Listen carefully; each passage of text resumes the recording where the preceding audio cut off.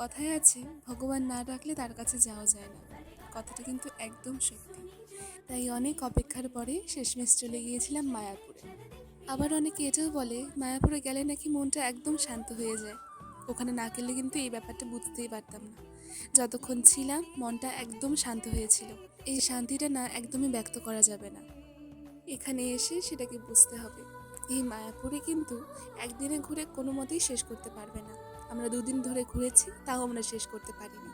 কিভাবে যেন হুট করে চলে এসেছি, একদম বুঝতে পারিনি যে এত তাড়াতাড়ি চলে আসতে পারবো।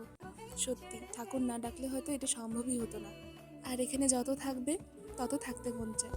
মনে হয় যেন সারাটা দিন আমরা এই মায়াপুরের রাস্তাতেই ঘুরে বেড়াই। জীবনে প্রথমবার মায়াপুরে এসেছি। ফটো ভিডিও শ্যুট না করে কি যাওয়া যায়? কিছু তো স্মৃতি নিয়ে যেতে হবে। আবার কবে না কবে আসবো। তাই সন্ধ্যের দিকে আমি আর কোয়েল কিছু ভিডিও শ্যুট করে নিচ্ছিলাম।